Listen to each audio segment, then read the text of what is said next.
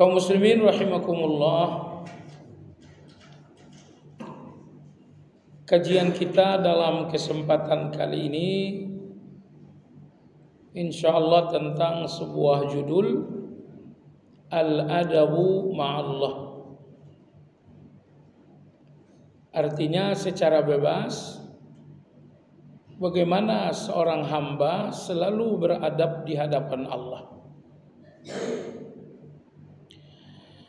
Dalam kitab Madarijus Salikin, Imam Ibnu Qayyim rahimahullah mendefinisikan adab kepada Allah. Beliau mengatakan husnus suhbati ma'allah biiqa'il harakatil zahirati wal batinah ala muqtada at-ta'zim wal ijlal wal haya. Inilah definisi adab kepada Allah, yaitu memastikan semua gerak lahiriah dan batiniah, semua gerak lahiriah dan pikiran, semuanya tidak lepas dari keagungan Allah dan rasa malu kepada Allah. Ini dua. Jadi gerakan lahiriah, ucapan ataupun gerakan tubuh, termasuk pikiran, semuanya harus sejalan dengan, semuanya harus sesuai dengan keagungan Allah dan rasa malu kepada Allah Subhanahu wa taala. Nah, ini yang dinamakan beradab kepada Allah. Lalu secara rinci bagaimana kita beradab kepada Allah Subhanahu wa taala? Yang pertama dan yang kedua, alla yaraka haitsu nahaka wa la yafqidaka haitsu amaraka.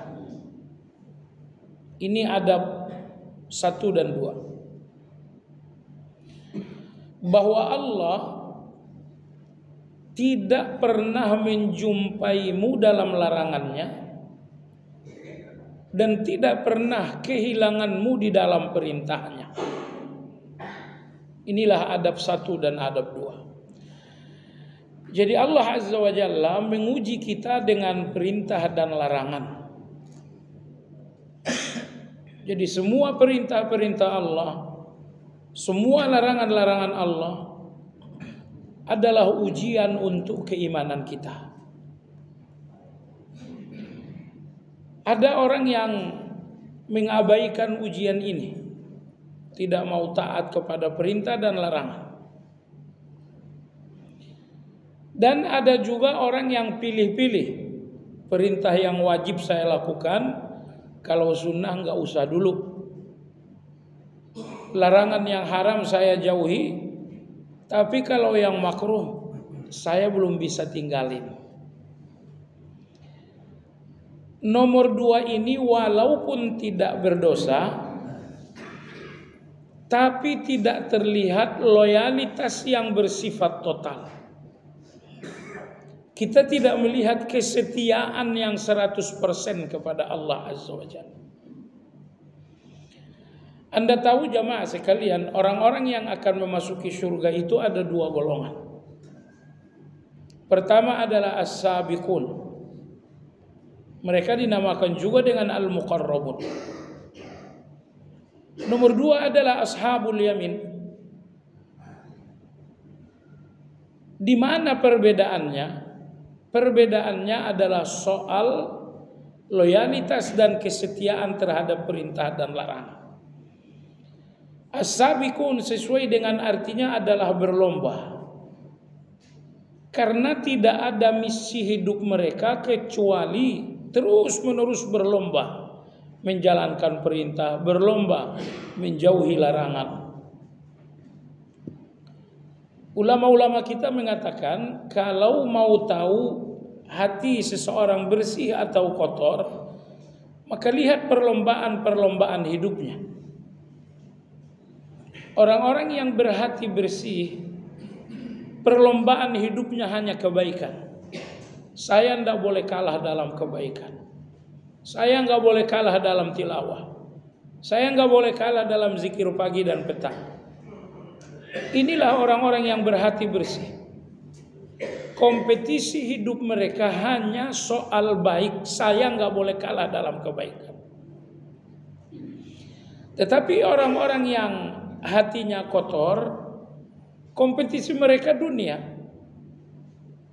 Nah, kalau hatinya kotor dengan serakah, kompetisinya adalah uang dan harta. Tapi kalau hatinya kotor dengan takabur, maka kompetisinya adalah soal kekuasaan dan posisi. Nah, jadi ini salah satu cara sederhana untuk mengenali hati. Perhatikan apa yang menjadi selalu perlombaan Anda dalam sehari-hari. Nah, ini akan menjelaskan situasi hati Anda bersih atau kotor. Baik. As-sabiqun artinya adalah orang-orang yang berlomba, orang-orang yang tercepat dalam kebaikan. Misi hidup mereka adalah totalitas untuk perintah dan menjauhi larangan Allah. Jadi tidak lagi ada tembang bulu. Yang wajib, oke, kalau yang sunnah satu-satu aja.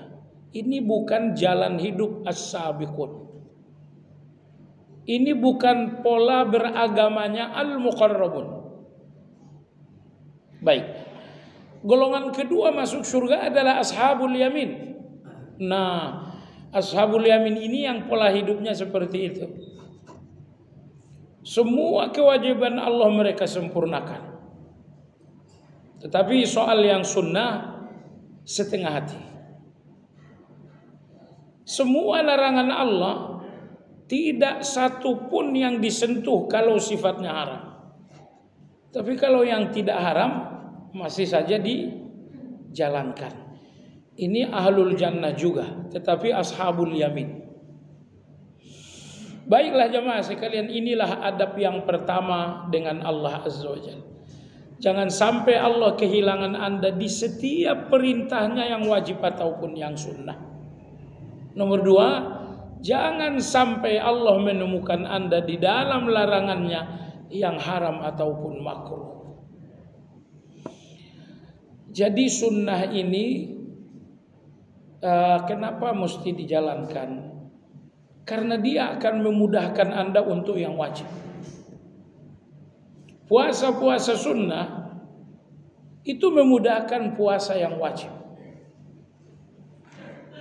Orang-orang yang berat melakukan puasa sunnah dipastikan masuk Ramadan itu sangat berat juga bagi mereka. Nah, salat-salat sunnah itu memudahkan salat-salat yang wajib. Orang yang sedikit melakukan salat sunnah, maka salat wajib ini boleh jadi sesuatu perjuangan bagi mereka. Mereka memang tidak berani meninggalkan salat wajib, tapi mereka perlu berjuang untuk bisa melakukannya. Padahal jamaah sekalian, orang-orang yang melakukan perintah tapi harus dengan satu perjuangan, ini dinamakan orang-orang pada level mujahadah. Lalu yang lebih tinggi dari level mujahadah adalah as-siddiqun. As-siddiqun dalam menjalankan perintah atau menjauhi larangan semuanya serba mudah. Tidak ada yang terasa berat. Karena semua kebaikan terasa mudah, sehingga as-siddiqun dalam hati mereka tidak ada satupun keinginan berkhianat kepada Allah.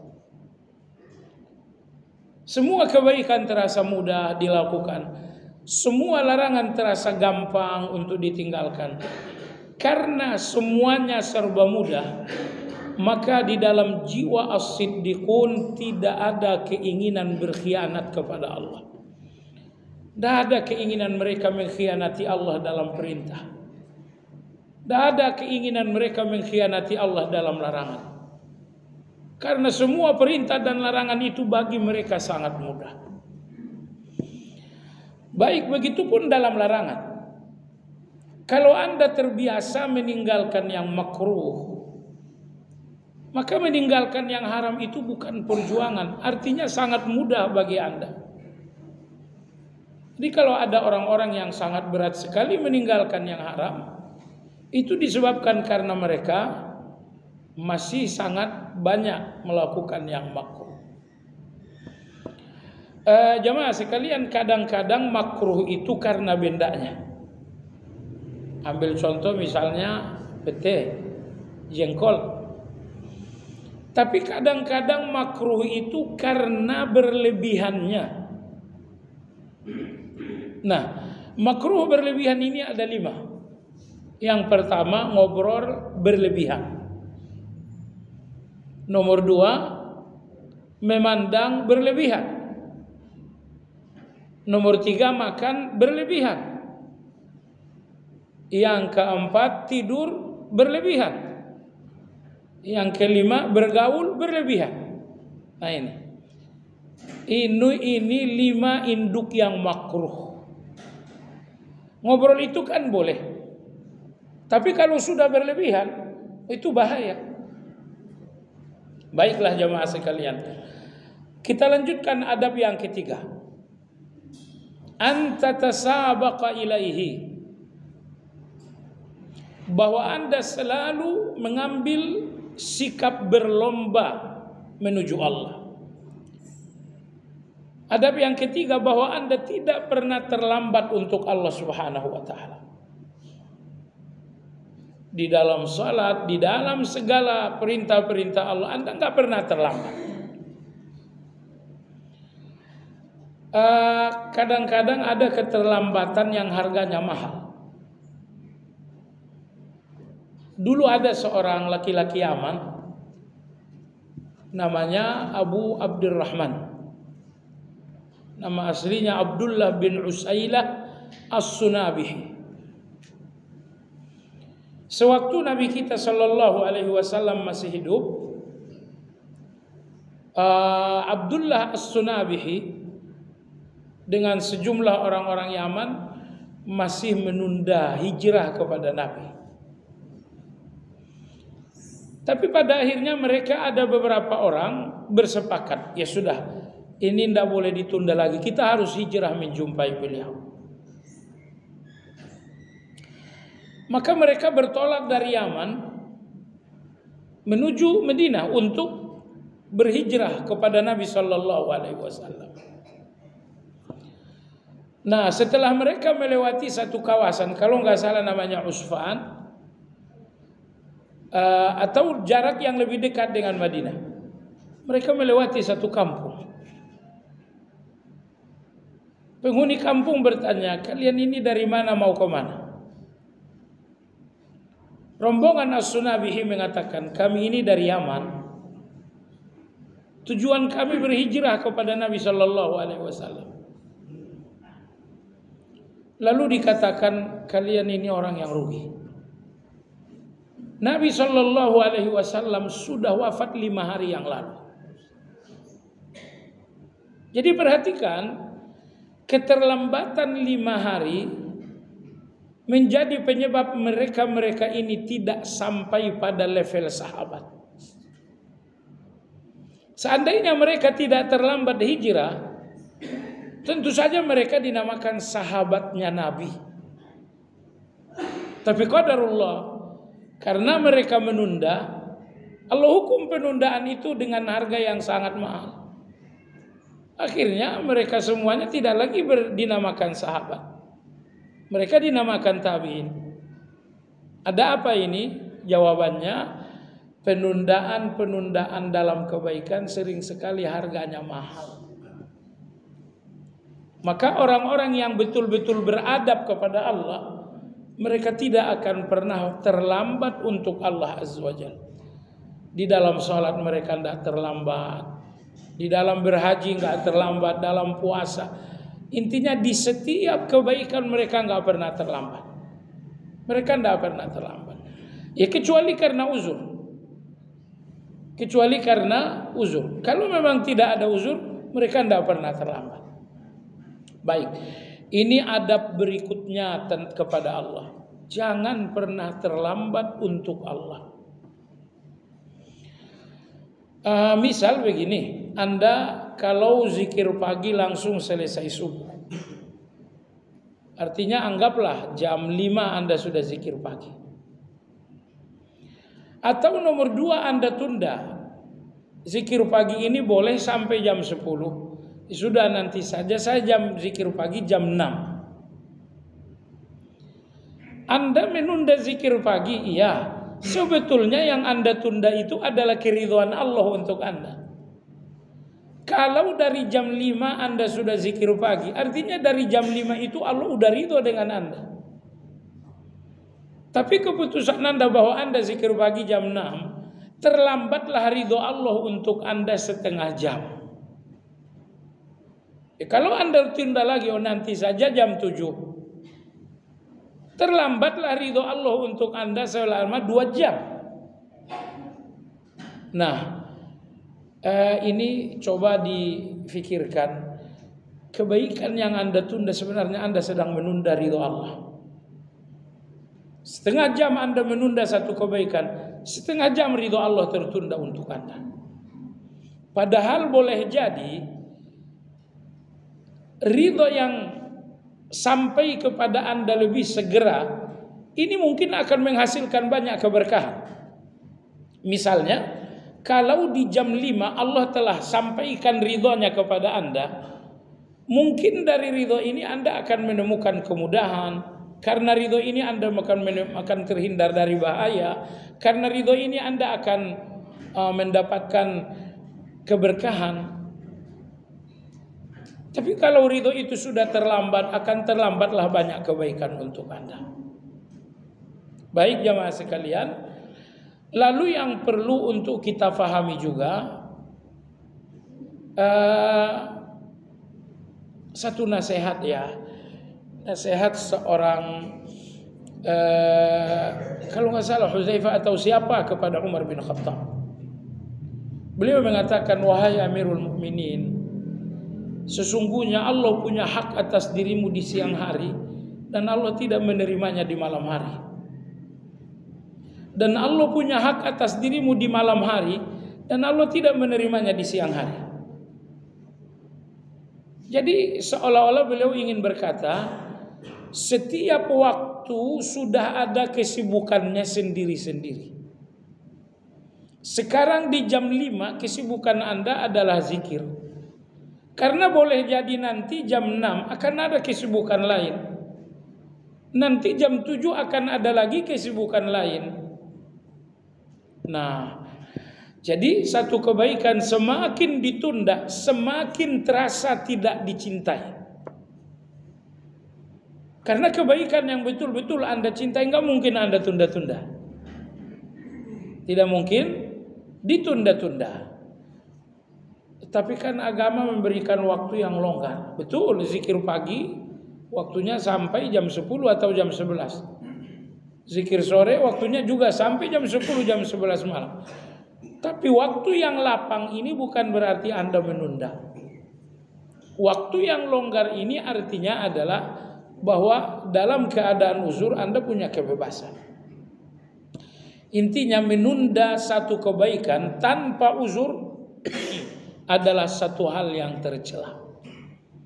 Dan ini tidak termasuk adab kepada Allah Azza wa Jalla. Orang-orang beriman ini serakah mereka cuma satu. Mereka serakah dengan segala kebaikan. Oleh sebab itu mereka tidak pernah menunda-nunda kebaikan tersebut. Baik. Adab berikutnya kepada Allah Subhanahu wa taala, wa tansyagila biyaumi liqa'ihi. Jadikanlah kesibukanmu untuk hari pertemuan dengan Allah. Saya ini orang kampung. Kalau sudah ada rencana pulang kampung lebaran Syawal, itu biasanya dari 5 bulan sebelumnya kita udah mulai sibuk. Kita udah mulai sibuk untuk pertemuan dengan orang-orang tercinta. Nah, Maka di sini disebutkan di antara adab seorang hamba kepada Allah senantiasa terus menerus sibuk untuk pertemuan dengan Allah Azza wa Jalla. Hari pertemuan itu makin dekat. Bisa jadi datang dalam waktu cepat, bisa jadi datang dalam waktu yang lama. Tetapi orang yang betul-betul beradab kepada Allah, mereka menjadikan kesibukan cuma satu, yaitu kesibukan untuk hari pertemuan dengan Allah Azza wa Jalla. Anda sudah lihat acara pernikahan. Itu betapa heboh dua keluarga untuk acara pernikahan itu. Masih 6 bulan lagi udah kasak kusuknya luar biasa. Semua terasa gatal.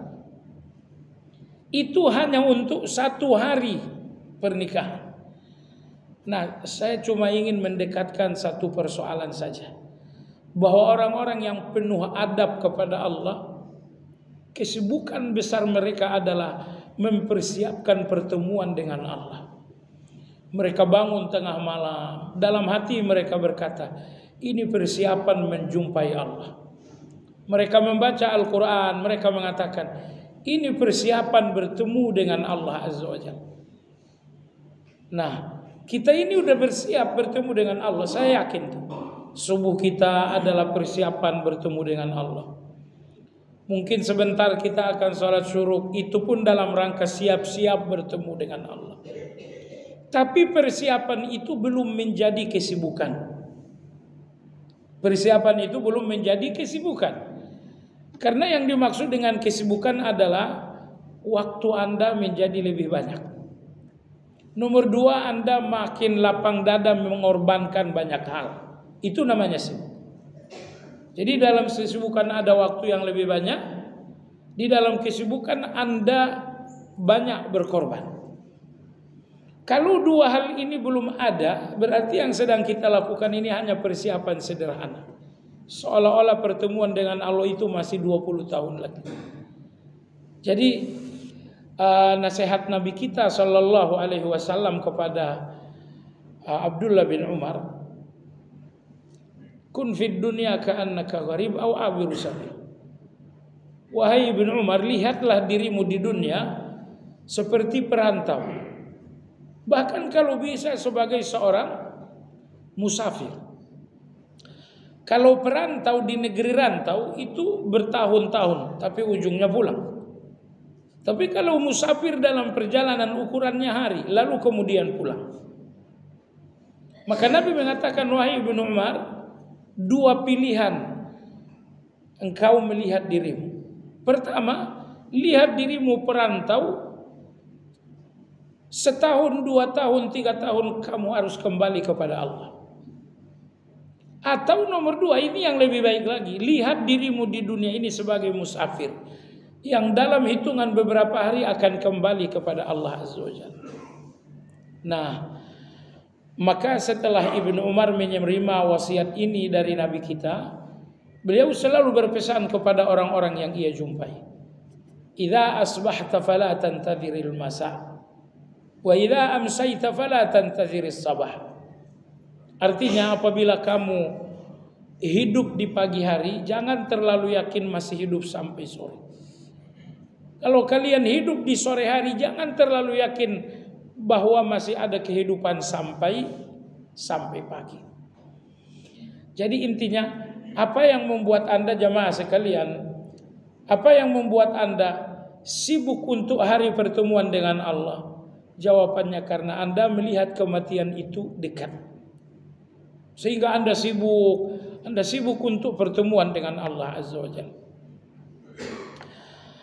Sibuk pertemuan dengan Allah dengan pengertian pula Anda memiliki banyak amal. Karena kalau tidak ada amal itu namanya tidak adab. Tidak ada kesibukan bertemu dengan Allah Azza wa Jalla. Kemudian adab berikutnya kepada Allah Azza wa Jalla, anta tawadhu'a bi ni'matihi. Selalu rendahkan hati dengan semua nikmat Allah. Apapun nikmat yang dianugerahkan, pastikan semuanya tidak mengubah hati yang rendah. Tidak mengubah hati yang rendah menjadi tinggi. Subhanallah, sebagian orang jamaah sekalian, begitu Allah anugerahkan nikmat, langsung hatinya naik ke langit yang ketujuh. Hatinya langsung meninggi, hatinya langsung membesar. Ini demi Allah bukan syukur. Karena bagian dari syukur adalah taat. Dan di antara ketaatan penting dalam syukur bagaimana merendahkan hati dengan nikmat Allah. Sebab itu Allah yang berikan Anda anugerah tubuh yang bagus, ototnya menonjol dari atas sampai ke bawah, tidak usah terlalu dipamer-pamerkan juga. Tetap saja pakai gamis. Tidak usah beli baju seketat-ketatnya, setiap ngomong selalu main tangan. Padahal tadinya kalau ngomong biasa aja. Ini menurut saya. Jadi jemaah sekalian, bagian dari adab kepada Allah Azza wa Jalla, rendahkan hati dengan segala nikmatnya. Allah kasih Anda nikmat kepintaran, rendahkan hati. Allah kasih Anda nikmat berupa uang, berupa harta, rendahkan hati. Jadi di antara bentuk tidak sopan kepada Allah Azza wa Jalla, ketika nikmat-nikmatnya justru membesarkan hati kita, membengkakkan hati dalam takabur. Baik. Kesantunan berikutnya kepada Allah Azza wa Jalla adalah watan syariha lahu fi qada'ihi. Selalulah lapang dada dengan apapun yang menjadi keputusan Allah. Kadang-kadang keputusan Allah adalah ujian, keuangan, itu keputusan Allah. Kadang-kadang keputusan Allah adalah ujian kesehatan. Kadang-kadang keputusan Allah Subhanahu wa taala bahwa kita diuji dengan anak-anak yang nakal. Semua ujian lapangkan dada. Orang-orang yang beriman tidak pernah melihat ujian itu sebagai ujian biasa. Artinya orang-orang melihat apapun ujian, oh ini keputusan Allah untuk saya. Anak-anak nakal, oh ini kebijaksanaan Allah untuk saya. Hidup dalam keadaan susah, ini kebijaksanaan Allah untuk saya. Mereka tidak menamai musibah itu dengan musibah. Ini musibah, enggak. Mereka menamai musibah, oh ini hikmahnya Allah untuk saya. Ini kebijaksanaan Allah untuk saya. Nah, musibah yang tidak Anda hubung-hubungkan dengan Allah itu berat sekali. Anak saya bandel, itu berat sekali. Hidup saya sedang susah, itu berat sekali. Tapi kalau musibah-musibah ini Anda hubungkan dengan Allah, maka dia akan menjadi ringan. Anakmu bandel ya, ini ujian Allah untuk saya. Begitu muncul kata Allahnya, dia menjadi ringan. Katanya kamu sakit begini, ya itu keputusan Allah untuk saya. Jadi jangan namai ujian itu tanpa nama Allah. Saya sakit, jangan. Tetapi namai ujian ini dengan nama Allah. Artinya sakit saya ini adalah ujian Allah. Sakit saya ini adalah keputusan Allah. Sakit saya ini adalah kebijaksanaan Allah untuk saya. Maka dalam surat At-Taghabun Allah berfirman, "Wa may yu'min billahi yahdi qalbah." Siapa yang melihat takdir Allah dalam ujian, ini ujiannya, ini takdir Allah untuk saya. Ini musibah ya, ini takdir Allah untuk saya. Kalau ujian-ujian ini Anda lihat sebagai takdir Allah, ujian Allah, yahdi qalbah, niscaya Allah akan memberikan hidayah sabar dalam hati. Allah berikan hidayah sabar dalam hati. Jemaah sekalian, jalan kebaikan dalam ujian Allah itu ada 3. Yang satu adalah jalan kejahatan. Jalan kejahatan ini tidak perlu kita bahas, karena Anda semua orang baik. Jalan kebaikan di dalam ujian Allah ada 3 tingkat. Tingkat paling rendah adalah sabar. Di atas itu adalah ridha. Di atas itu adalah syukur. Inilah jalan alternatif Anda apabila suatu saat telah sampai di atas ujian. Sabar atau ridha atau syukur. Sabar jamaah sekalian, artinya ujian ini masih terasa perih. Ujian ini masih terasa sesak. Anda masih berpikir seandainya tidak ada ujian. Anda masih berpikir seandainya ujian tidak ada, atau seandainya ujian ini segera berlalu. Kalau masih ada pikiran seandainya tidak ada ujian, seandainya ujian segera pergi, kalau masih ada pikiran seperti ini adalah orang sabar. Hanya saja orang sabar tuh tidak berani ngomong hal-hal seperti itu. Nah, hadis berikut ini penting untuk kita pahami. Ada seorang sahabat ketemu Nabi kita.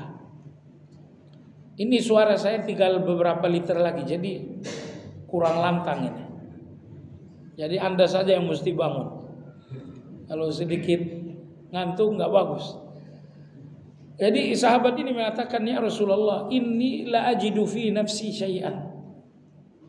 Ya Rasulullah, kadang-kadang pikiran saya tentang Allah bagaimana gitu.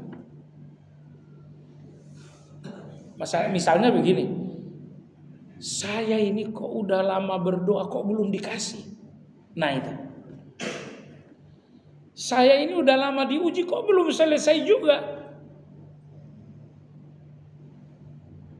Saya ini udah lama sakit, kenapa belum sembuh juga? Nah, ini semuanya kan gugatan-gugatan kepada Allah kan. Saya udah doa kok belum diterima. Ini kan sikap protes kepada Allah ini. Saya udah lama sakit, kenapa belum sembuh juga? Ini kan Anda sedang menggugat Allah ini. Ini saya udah lama sekali susah kok belum longgar-longgar juga. Ini pikiran Anda ini sedang menggugat Allah. Pikiran seperti itulah yang dialami sahabat tadi. Ya Rasulullah, kadang-kadang dalam pikiran ini ada sesuatu tentang Allah. Kata Nabi terus, demi Allah ya Rasulullah, ini yang ingin kita pelajari. Saya lebih suka diterjunkan dari langit, kepala ke bawah, sampai saya jatuh dan mati, daripada saya harus menyebutkan pikiran tersebut. Saya lebih baik mati daripada saya protes kepada Allah Azza wa Jalla. Saya lebih baik mati daripada saya harus menggugat Allah Azza wa Jalla. Kata Nabi SAW, awajadtum zalika, kalau kalian mengalami hal seperti itu enggak? Sahabat-sahabat yang lain mengatakan, betul ya Rasulullah, kita juga ngalamin yang sama. Kadang-kadang pikiran kita kepada Allah bla bla, tapi kita enggak berani ngomong. Terus terang, lebih baik mati daripada ngomong. Kata Nabi SAW, zalika sarihul iman. Itu menunjukkan iman kalian sangat bagus. Itu menunjukkan iman kalian sangat kuat. Nah, ini hadis ini sangat berharga. Ciri seseorang punya iman yang kuat, bahwa dia lebih baik mati daripada protes atas keputusan Allah Azza wa Jalla. Ini kita semua dalam pikiran kita ada protes itu kepada Allah. Karena kita diuji oleh Allah Azza wa Jalla. Diuji dengan anak-anak yang kurang baik. Lalu kita ngerasa udah berdoa bertahun, kok anak saya masih begini-begini aja. Kok anak saya begini? Itu kamu sedang menggugat Allah. Anda sedang protes kepada Allah. Anda sedang tidak ridha dengan Allah Azza wa Jalla. Seandainya para sahabat ada di posisi Anda, mereka akan memilih mati daripada mengucapkan kata-kata tersebut. Lalu Nabi mengatakan, itu tandanya iman kalian sangat kuat. Jadi orang-orang yang suka protes, kenapa sih harus hujan? Saya masih kerja. Kita mau pergi, kan mau musim hujan gini kan, mau pergi kerja. Ini baju lagi lancip-lancipnya habis disetrika. Naik motor tiba-tiba hujan deras turun. Kenapa sih harus hujan? Oh, Anda sedang protes kepada yang berkeputusan nurunin hujan. Di zaman sahabat mereka lebih baik mati daripada protes seperti itu. Nah, baiklah jamaah sekalian, jadi ini nomor 1. Sabar. Orang yang bersabar, mereka nggak berani ngomong, tapi pikiran mereka penuh dengan protes-protes tadi. Kapan ujian ini selesai? Kok lama sekali? Jadi ada pemberontakan seperti itu namun mereka tahan. Intinya orang-orang sabar tetap berkeinginan, seandainya nggak ada ujian, seandainya ujian ini pergi. Ini orang sabar. Lebih tinggi dari sabar adalah ridho. Orang yang ridho itu orang yang nggak punya pilihan di depan Allah. Gimana kalau kamu diuji? Ya Allah, saya nggak punya pilihan di depanmu. Pilihanmu lah yang terbaik. Kalau memang keputusanmu adalah ujian, ya itu yang terbaik. Gimana kalau kamu sakit? Ya Allah, kalau sakit itulah pilihanmu, saya pun memilih hal yang sama. Ya Allah, saya nggak punya pilihan di depanmu. Pilihanmu pasti yang lebih baik. Ini namanya ridho. Orang-orang ridho ketika mereka sakit, Anda pengen sembuh nggak? Ya, terserah Allah aja. Orang-orang yang ridho dalam kesusahan Anda tanya, kamu pengen senang? Terserah Allah saja. Pokoknya dalam keputusan Allah, saya nggak punya pilihan selain keputusan Allah itu. Nah, ridho ini berat atau enggak? Ya, dalam ujian tertentu ridho itu gampang. Tapi dalam ujian tertentu pula ujian ridho itu berat. Tapi sekaligus ini belum menunjukkan ridho kita itu stabil. Karena ridho yang stabil dalam segala ujian selalu ridho. Tapi kadang-kadang ujian A, B, dan C saya bisa ridho. Tapi ujian E, D, dan F saya belum bisa ridho. Oh, ridho Anda itu belum stabil. Itu perlu distabilkan lagi. Nah, kalau Anda ingin menapaki langkah di atas ridho dan ternyata berat sekali, kerikilnya tajam, jalannya mendaki, berat sekali, ingat-ingatlah ayat terakhir dalam surat Al-Bayyinah. Radhiyallahu anhum wa radu anhu. Allah ridho kepada mereka karena mereka pun selalu ridho kepada Allah. Jamaah sekalian, salah satu kepuasan hati seorang hamba memberikan ridho kepada Allah. Berkumandang azan, ya Allah, raditu billah, aku ridho dengan perintahmu salat. Datang Ramadan untuk berpuasa, mereka mengatakan, ya Allah, aku ridho engkau suruh aku berpuasa dan berlapar-lapar. Datang tengah malam, mereka mengatakan, ya Allah, aku ridho kau suruh untuk melakukan tahajud. Radhiyallahu anhum wa radu anhu. Allah berikan mereka ridha karena mereka pun memberikan Allah ridha. Nah, tingkatan yang paling tinggi dalam ujian Allah adalah syukur. Tingkatan yang paling tinggi di dalam ujian Allah adalah syukur. Diuji dengan A, mereka bersyukur. Mereka tidak bersyukur dengan ujiannya, tapi mereka bersyukur dengan nikmatnya. Misalnya diuji dengan sakit. Kata dokter apa? Saya ini ginjal. Terus? Ya kan jantung saya masih sehat. Liver saya masih sehat. Hati saya masih sehat. Lidah saya masih sehat. Yang sehat itu masih 1000 lagi. Yang sakit cuma 1. Sehingga jamaah sekalian, karena mereka sibuk melihat nikmat, akhirnya ujian ini gak terasa. Nah, kita ini kalau udah sakit kepala, lupa kalau seluruh anggota tubuh lain masih sehat. Ya kan? Ini sakit kepala, aduh, ini sakit vertigo ini. Kita fokus sekali dengan ujian itu sehingga gak sadar mata masih sehat, telinga masih sehat, jantung masih oke. Ini bukan orang yang bersyukur. Orang yang bersyukur ini apabila mereka sampai pada ujian, mereka tidak mau lihat ujian itu lama-lama. Mereka justru memalingkan pandangan melihat nikmat berlama-lama. Oh, ini mataku sehat, oh ini telingaku sehat, ini lidahku sehat, bisa baca Quran masih, bisa berzikir. Ini jantungku sehat, ini ginjalku sehat, ini asam lambungku sehat dan lain-lain. Karena dia melihat sehat-sehat jumlahnya masih ribuan, akhirnya kepala vertigo ini, ini cuma satu kecil pula, besok juga selesai. Nah, maka ini ciri-ciri orang yang bersyukur, jamaah sekalian. Orang-orang yang banyak bersyukur akan melihat nikmat itu kecil, akan melihat ujian itu kecil. Tapi orang yang jarang bersyukur, lemah bersyukur, mereka akan melihat ujian itu berat sekali. Jadi kalau Anda dengarkan orang yang mengeluh aja, aduh gimana, aduh bagaimana, kasih tahu aja sebenarnya kesulitan kamu itu kecil. Tapi rasanya besar, rasanya aja besar, bukan kesulitannya yang kecil, besar. Kesulitannya kecil tapi rasanya besar. Kenapa begitu?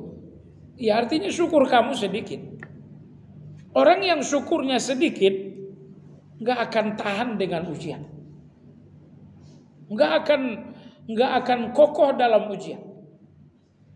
Baik jamaah sekalian yang saya hormati, terserahlah Anda mau milih mana dalam 3 jalan ini. Anda akan memilih sabar, atau memilih ridho, atau Anda memilih syukur. Kira-kira yang mana? Syukur. Baik, ingat, kalau Anda sudah mantap memilih syukur, Anda tidak akan memilikinya karena Anda kuat, tapi Anda akan memilikinya karena berdoa, bertawakal. Ya Allah, berikan aku syukur sampai aku tidak melihat ujian. Berikan aku syukur sampai aku tidak melihat musibah. Sampai tidak melihat musibahnya karena sibuk melihat nikmat. Itulah syukur. Jadi ingat, syukur yang sangat indah ini tidak akan sampai kepada Anda karena kekuatan Anda. Anda tidak akan memilikinya karena Anda kuat, Anda pintar, tidak. Anda memilikinya kalau Allah yang ngasih. Dan Allah ngasih kalau Anda meminta. Maka di sujud, di kapanpun Anda berdoa, minta kepada Allah, ya Allah berikan aku syukur. Berikan aku syukur sampai aku melihat semua musibah itu kecil. Ya Allah berikan aku syukur sampai aku tidak melihat musibah. Emang ada. Saya tidak sedang bercerita dongeng. Orang-orang yang syukurnya luar biasa, memang mereka tidak melihat ujian. Mereka tidak melihat musibah. Nah, saya kasih Anda contoh. Imran bin Husain radhiyallahu taala anhu, 32 tahun beliau mengalami penyakit wasir yang sangat buruk. Jangankan berdiri, apalagi berlari, duduk pun selama 32 tahun gak mampu. Allahu Akbar. 32 tahun gak duduk. Terus berbaring saja di tempat tidur yang sudah dibikin. Di tempat tidur inilah makan, di sinilah minum, di sinilah salat, di sinilah tilawat, termasuk qadha hajat pun di situ. Itu bukan 3 hari. Berapa tadi? 32 tahun. Suatu hari seorang tabi'in, kalau nggak salah namanya Iyas Al-Qadhi. Mereka ada 2 orang, salah satunya adalah Iyas Al-Qadhi. Datang menjenguk. Yang jenguk ini malah nangis melihat pasien itu. Tetapi pasien mengatakan, aduh, tolong jangan nangis. Saya tidak suka kalian nangis. Saya saja nggak nangis, kenapa kalian suka? Dengar baik-baik kata Imran. Semenjak hari itu Rasulullah datang mengucapkan A, Nabi mengatakan, Imran, kali ini saya datang bukan sekedar menjenguk, tapi ada titip salam buat kamu. Ya Rasulullah, titip salam siapa pula itu? Kata Rasulullah, Jibril titip salam. Kata Jibril, dia salut dengan sabarnya kamu. Kata Imran bin Husain, sejak hari itu Rasulullah sallallahu alaihi wasallam sampaikan titip salamnya Jibril, sampai hari ini tidak ada yang paling aku cintai lebih dari sakitku ini. Tuh. Jadi dia malah melihat sakit itu dengan cinta. Ini sakitku tapi ini cintaku. Ini sakitku tapi ini cintaku.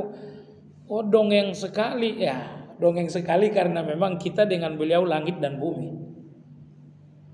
Tapi kalau kita memahami jalur pikiran beliau, ternyata Anda juga bisa memiliki hal seperti itu. Maka oleh sebab itu jamaah sekalian yang saya hormati, banyak-banyaklah bersyukur sampai Anda tidak melihat musibah itu sesuatu yang besar. Sungguh-sungguhlah bersyukur sampai Anda tidak merasa berat dengan segala ujian. Ujian yang berat bukan ujiannya berat, rasanya yang berat. Kenapa rasanya berat? Karena syukur kita selama ini masih syukur setengah hati. Baik, kita lanjutkan jamaah sekalian. Kesantunan berikutnya kepada Allah. Ah, ini kode alam. Sampai di sini. Hah? Baik, kemudian kesantunan dan adab berikutnya kepada Allah adalah tauhiduhu fi kulli syai. Lihat keesaan Allah dalam segala-galanya.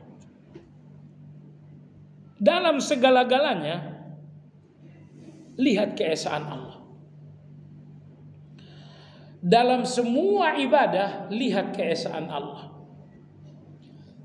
Dalam semua kebutuhan lihat keesaan Allah. Dalam segala kejadian lihat keesaan Allah Azza wa Jalla. Maksudnya apa? Ini salat. Salat ini hanya untuk Allah, nggak boleh untuk yang lain. Ini doa ini untuk Allah, nggak boleh untuk yang lain.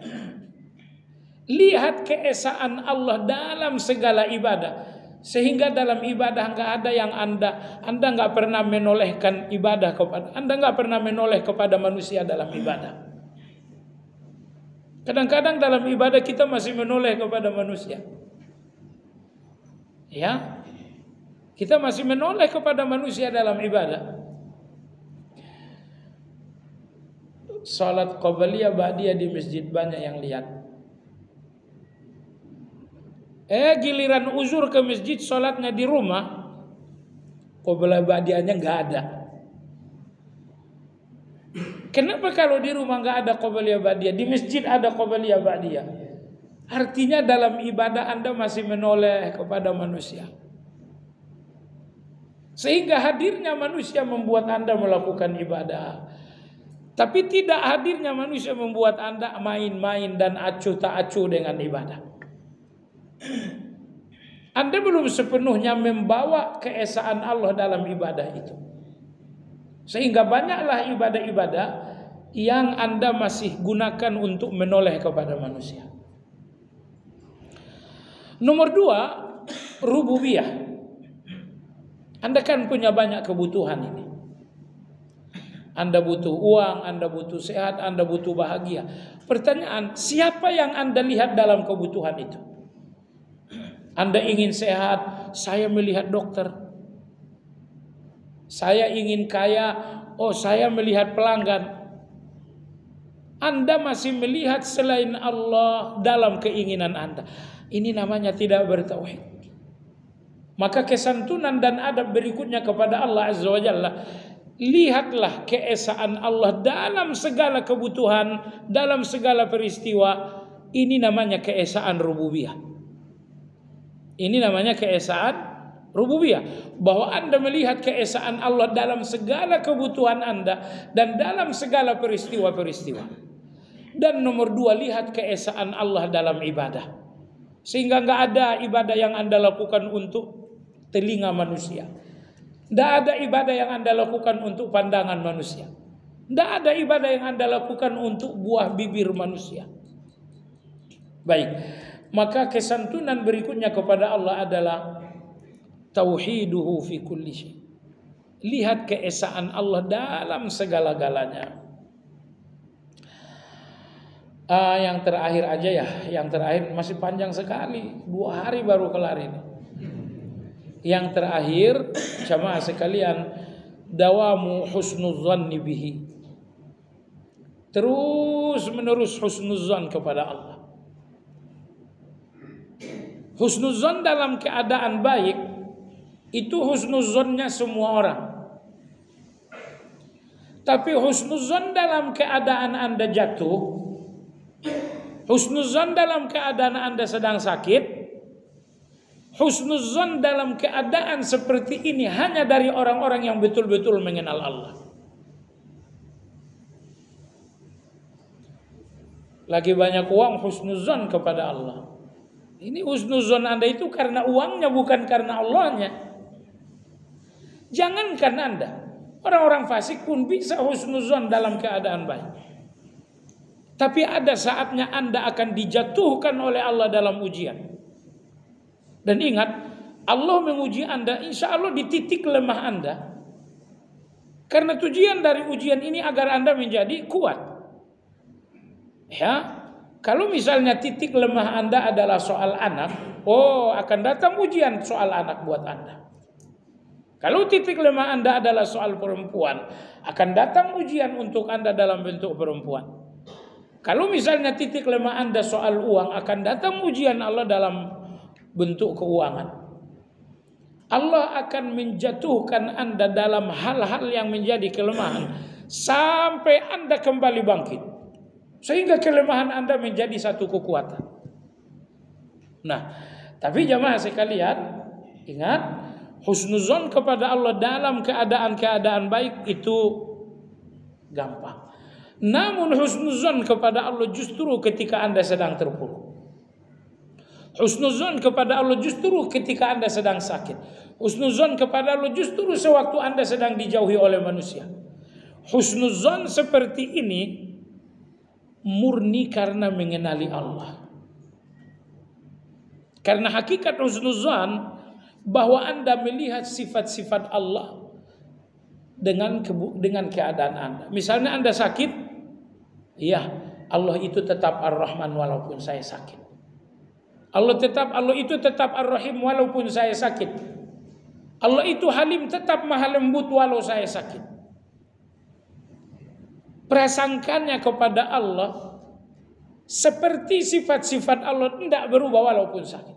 Kadang-kadang kita kalau udah sakit lama, Allah Ar-Rahman enggak tahu ya. Ini sakit saya kok belum selesai. Al-Halim, Allah Maha Lembut enggak? Rasa-rasa enggak tahu ya, ini sakit kok enggak selesai juga. Jadi Anda tidak lagi melihat sifat-sifat Allah itu secara utuh karena Anda enggak tahan dengan ujian. Anda mulai goyang melihat Allah Maha Menolong. Allah mulai goyang melihat Allah Maha Memberi. Allah mulai goyang melihat Allah Maha Penyayang. Jadi begitu datang ujian, ternyata Anda menjadi goyang untuk melihat sifat-sifat Allah. Kasih sayangnya Allah Anda mulai enggak lihat lagi. Pertolongan Allah Anda sudah mulai goyang. Kalau ini udah terjadi, ingat, musibah terbesar Anda bukan musibah Anda itu. Tapi musibah terbesar Anda bahwa Anda hilang persepsi baik tentang Allah, itu musibah yang paling besar. Dan saya katakan, sepanjang persepsi Anda tentang Allah selalu baik, musibah ini akan menjadi kecil. Maka ada satu pertanyaan Allah dalam Al-Quran. Ibnu Mas'ud setiap membacakan ayat ini beliau jawab sendiri. Allah berfirman dalam Al-Quran, "Fama dhannukum bi rabbil alamin." Apa prasangka kalian tentang Allah? Ibnu Mas'ud radhiyallahu anhu setiap kali beliau membacakan ayat ini beliau jawab sendiri. "Fama dhannukum bi rabbil alamin." Beliau mengatakan, ya Allah, tidak ada prasangka kepadamu kecuali kebaikan. Nah, jadi walau dengan sakit, ya Allah, prasangka kepadamu tetaplah kebaikan. Ya, ayat tersebut surat As-Saffat ayat 87. Nah, maka oleh sebab itu jamaah sekalian yang saya hormati, persepsi buruk tentang Allah karena musibah yang lebih besar daripada musibah. Dan nah, ini rahasia, tapi kasih tahu kepada yang lain. Apa itu? Yang membuat musibah Anda segera selesai ketika Anda husnuzon kepada Allah. Ya Allah, ini musibah, tapi aku husnuzon kepadamu. Begitu Anda tetap husnuzon kepada Allah dalam musibah, insya Allah musibah itu akan segera selesai. Karena tujuan Allah dalam musibah Anda pasrah. Begitu Anda pasrah, ujian akan selesai. Dalilnya mana? Dalilnya Nabi Ibrahim. Allah mengatakan, Ibrahim, anakmu kamu potong aja. Nggak boleh tangan orang lain, tanganmu sendiri. Akhirnya Nabi Ibrahim tanya Ismail, saya disuruh motong kamu. Kata Ismail, kalau Allah yang nyuruh ya sudah, jangan ragu. Akhirnya Nabi Ibrahim dan Nabi Ismail pergi ke Mina. Berjalan dari Mekah menuju Mina. Sampai di Mina, di sebuah tempat yang tinggi. Kata Ibrahim, gimana? Kamu masih mantap? Ya saya sih nggak ada ragu. Kalau ayah bagaimana? Saya juga mantap. Kata Ibrahim, kalau begitu telentanglah. Telentanglah Ismail seperti ini. Ibrahim mengatakan, Ismail, ternyata saya nggak bisa menyembelih kamu kalau telentang. Telungkup aja, saya sembelih dari belakang saja. Akhirnya Nabi Ismail telungkup. Karena Nabi Ibrahim mengatakan, kamu kalau telentang saya nggak bisa lihat wajahmu. Udah kamu telungkup saja. Maka Nabi Ismail telungkup. Begitu telungkup, kedua-duanya udah betul-betul pasrah. 100%. Ayah sudah pasrah, anak sudah pasrah. Kemudian Allah mengatakan, wa nadainahu ayya Ibrahim qad saddaqta ar-ru'ya inna kadzalika najzil muhsinin wa fadainahu bi dzibhin 'adzim wa fadainahu inna kadzalika najzil muhsinin. Wah Ibrahim, sudah. Jangan dilanjutkan lagi Ibrahim. Kami hanya menguji kepasrahanmu. Maka ini pelajaran buat kita jamaah sekalian. Allah akan menguji sampai kita berada di titik pasrah yang maksimal. Begitu Anda sampai di titik pasrah yang maksimal, ujian akan ditutup, ujian akan selesai. Itu yang terjadi kepada Ibrahim alaihissalam dan Ismail. Kemarin diuji oleh Allah, oke. Ketika pasrah itu sudah sampai di titik sempurna, Allah mengatakan, Ibrahim, ujian udah selesai. Kalian wisuda sekarang. Jadi mungkin kalau sekarang ujian belum selesai, titik pasrah kita masih rendah.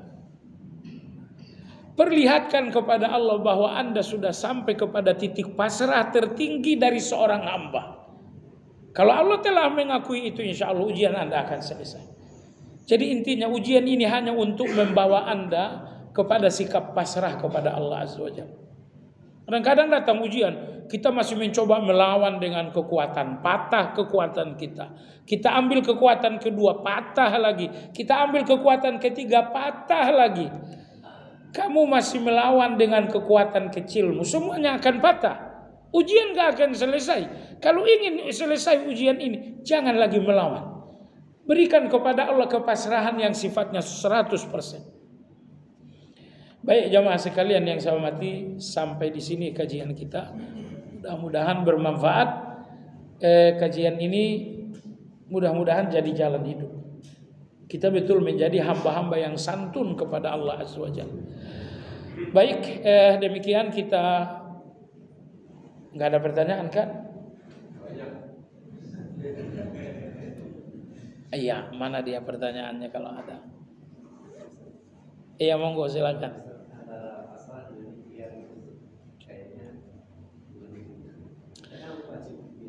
Oh, ikhtiar itu wajib. Tapi ikhtiar itu bukan tujuan. Tujuan kita dalam ikhtiar adalah hasil. Nih, saya berobat. Tujuan saya sembuh. Jadi obat ini bukan tujuan saya. Tujuan saya adalah hasilnya, yaitu sembuh. Di mana pasrah? Pasrah ini di sini, di sembuh ini, bukan di ikhtiar. Bukan di ikhtiar. Keinginan Anda bukan pada ikhtiar, keinginan Anda di tangan Allah. Karena sebagian kita begini, saya ingin sembuh, maka saya ikhtiar. Oke, keinginan Anda untuk sembuh, sembuh itu di mana? Sembuh saya itu di ikhtiar. Ini salah. Sembuh yang jadi keinginan saya bukan di ikhtiar, tapi pada Allah Azza wa Jalla. Karena Anda melihat sembuh Anda di tangan Allah bukan pada ikhtiar, maka ikhtiar ini biasa-biasa saja, tetapi doa dan tawakalnya luar biasa. Doanya, tawakalnya luar biasa. Kenapa luar biasa? Karena keinginan saya itu bukan di dalam ikhtiar, di tangan Allah keinginan saya. Makanya di doanya dan di tawakalnya saya luar biasa. Kalau ikhtiarnya saya biasa aja. Saya pengen uang lalu saya berdagang. Saya dagang, tujuan saya uang. Pertanyaan, uang itu di mana? Di ikhtiar atau di tangan Allah? Oh, saya lihat uang itu di tangan Allah. Kalau begitu luar biasalah dalam doa dan tawakal. Soal ikhtiar biasa-biasa saja. Kadang-kadang enggak. Di sini luar biasa ikhtiarnya, doanya justru di bawah biasa. Oh, itu salah. Nah, jadi oleh sebab itu pasrah kita adalah ketika terhadap hasil, bukan terhadap ikhtiar. Ikhtiar ini enggak boleh ditinggalin. Orang yang enggak ikhtiar namanya orang sesat, Jabariyah namanya. Tapi orang yang melihat keinginannya dalam ikhtiar sesat juga, Qadariyah namanya. Ahlu sunnah itu mereka berikhtiar, tapi mereka yakin hasil yang saya inginkan itu di tangan Allah, bukan pada ikhtiar. Maka Anda lihat rumah sakit itu ikhtiar. Orang yang keluar dari rumah sakit sekian persen mati, sekian persen sehat, sekian persen tambah parah. Iya kan? Iya, sebagian yang pulang dari rumah sakit malah tambah parah. Agar apa ini semuanya? Agar Anda sadar rumah sakit ini bukan sehat, tapi dia hanya sekedar ikhtiar. Maka dalam ikhtiar biasa-biasa saja, doa dan tawakal di situ Anda harus luar biasa. Wallahu a'lam. Iya. Oh iya, baik, silakan baik. Terima kasih Bapak Zarif. Assalamualaikum warahmatullahi wabarakatuh. Salam. Ketika Pak Ustaz menerangkan bahwa kalau ada tiga kebaikan antara yang sabar, syukur, ridho, dan syukur. Ketika di tempat semacam itu kita sudah kuat kita. Kita tahu ayatnya, la yukallifullahu nafsan illa wus'aha ma kasabat wa 'alaiha. Dikaitkan dengan yattaqillaha yaj'al lahu makhraja wa may yattaqillahu yas'al tasib. Itu gimana kan korelasinya? Ketika kita sahabat udah hidup terpasrah, udah di titik nadir, kita sudah berusaha antara ikhtiar dan usaha kita, tapi belum ketemu nih, belum ada kliknya. Padahal kita udah pasrah, udah 2 tingkatan itu tadi. Terima kasih. Assalamualaikum warahmatullahi wabarakatuh. Iya. Allah berfirman dalam surat At-Talaq, "Wa may yattaqillaha yaj'al lahu makhraja wa yarzuquhu min haitsu la yahtasib." Siapa yang bertakwa akan Allah berikan solusi. Jadi kalau belum ada solusi-solusi juga, sibuklah melihat ketakwaan dulu. Karena ini pasti ada ketakwaan yang bautnya lepas. Ada ketakwaan yang longgar, itu dikencang-kencangin aja. Karena ayat ini nggak mungkin salah. Wa may yattaqillaha yaj'al lahu makhraja. Nomor 2, kalau bertakwa akan Allah berikan rezeki yang tak terduga-duga. Allah berikan rezeki yang tak dikira-kira. Nah, ini pun buah ketakwaan. Maka makin bertakwa seseorang, makin banyak rezeki yang tak terduga. Tapi kalau rezeki Anda walaupun banyak 5 miliar sehari, kalau itu semuanya sesuai dengan dugaan, itu bukan rezeki takwa. Rezeki takwa itu adalah rezeki yang memang tak diduga-duga. Makin bertakwa seseorang, makin banyak yang tak diduga-duga. Maka kata Ibnu Qayyim dalam kitab Al-Fawaid, di antara tanda ketakwaan ajaib adalah makin banyak rezeki-rezeki tak terduga. Nah, jadi kalau rezeki tak terduga Anda banyak, insya Allah Anda orang bertakwa. Kokohkan keikhlasan. Baik. Lalu tadi kita dalam ujian sudah sampai kepada syukur. Ini ujian, saya bersyukur sudah. Terus otomatis kalau kita di dalam ketakwa, di dalam ujian kita udah bertakwa, apakah Anda bertakwa dalam ujian menggunakan sabar, atau di dalam ujian Anda takwa menggunakan ridho, atau dalam ujian Anda takwa menggunakan syukur? Kalau Anda sudah bertakwa kepada Allah dalam ujian, itu berarti solusi Anda sudah dekat. Solusi Anda sudah dekat. Cuman fahami, pemberian Allah yang luar biasa itu nggak datang cepat. Semua pemberian Allah yang luar biasa selalu datang lama. Allah akan memberikan anak kepada Zakaria. Iya. Kalau ini anak biasa-biasa saja, itu dari dulu udah ada anak. Tapi anak yang akan dikasih ini adalah seorang nabi. Makanya setelah hampir berusia 100 tahun baru punya anak. Nabi Zakaria punya anak, beliau di usia hampir 100 tahun. Sarah di usia hampir 90 tahun. Lama sekali baru punya anak. Karena anak yang akan dikasih ini bukan anak biasa. Anak yang dikasih ini adalah seorang nabi. Dan Allah berjanji kepada Nabi Ibrahim, "Wahai Ibrahim, kami akan bahagiakan engkau dengan anak dan dengan cucu." Jadi Ibrahim jangan berpikir baru ada anak di usia nyaris 100 tahun, gimana saya lihat cucu. Allah mengatakan, "Wa wahabna lahu Ishaq wa Yaqub nafila." Kami akan memberimu anak dan kami akan memberimu cucu. Jangan berpikir di usia tua saya nggak bisa lagi lihat cucu. Tidak, Ibrahim, kamu akan melihat cucu. Maka dia punya anak Ishak dan punya anak Yakub. Di usia yang nyaris 100 tahun baru punya anak. Lama sekali. Ingat, pemberian Allah yang luar biasa itu nggak datang dalam waktu yang cepat. Itu selalu datang di waktu yang lama. Maka pemberian disegerakan oleh Allah itu biasanya pemberian biasa. Tapi pemberian yang ditunda oleh Allah biasanya itu pemberian yang luar biasa. Nomor tiga ini saya nggak tahu Anda masih mau nggak. Kalau Allah tidak memberi bagi Anda di dunia, berarti Allah menyimpannya untuk Anda di akhirat. Mau nggak nomor 3 ini? Kan cuma 3 ya.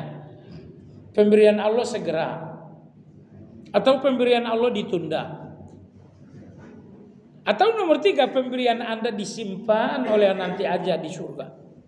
Nah, Anda mau yang mana ini? Semakin ditunda itu semakin bagus. Allah kasih di dunia, kenapa di akhirat dikasih? Mungkin Allah tahu usia Anda tinggal 2 minggu lagi, makanya nggak dikasih cepat. Artinya Allah tahu usia Anda mungkin tidak lama-lama, makanya tidak dikasih. Ya Allah, sampai usia 60 tahun saya belum pernah punya mobil, kasihlah mobil ya Allah. Allah nggak ngasih, tapi Anda berdoa. Allah mengatakan ini doamu disimpan, nanti di akhirat dikasih. Dikasih di dunia kamu 2 tahun lagi udah pergi, nggak ada gunanya, kamu nggak menikmati lagi. Ditambah lagi kamu akan lalai, nggak siap-siap lagi bertemu dengan Allah Azza wa Jalla.